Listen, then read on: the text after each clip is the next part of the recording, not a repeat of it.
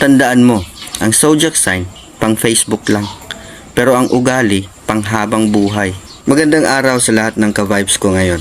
Lalo na sa mga nagsasabi ng, kaya ako sensitive kasi Cancer ako. Kaya ako galit kasi Aries ako. Aba teka, so ngayon, kasalanan na ng zodiac kung bakit ka selosa, war freak, at ghoster?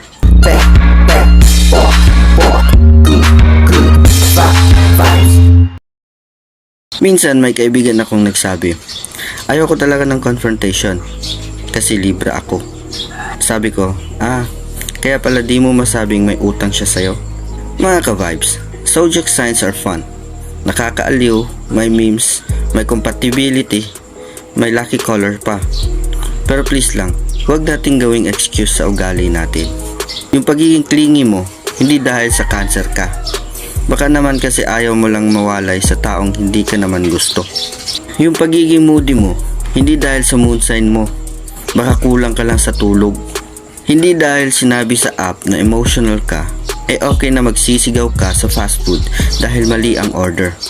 Hindi porket sinabi ng birth chart mo na natural leader ka, arrogante ka na sa lahat ng group project.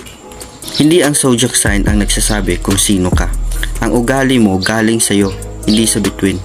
Kung ang excuse mo ay, ganito talaga yung sign ko sabihin ko sa'yo, hindi yan sign, attitude yan. Tayo ang may control, hindi ang stars, hindi ang planets, hindi si Mercury retrograde. Alam mo kung sino talaga ang nakakaalam kung anong klase kang tao.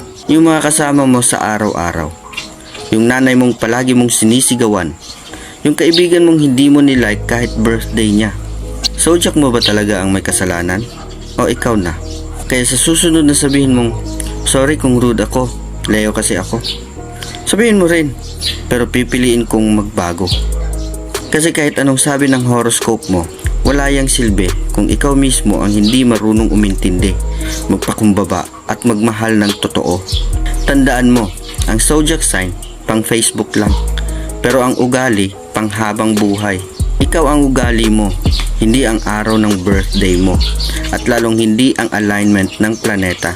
So wag mong isisi sa langit ang mga pagkukulang mo sa lupa.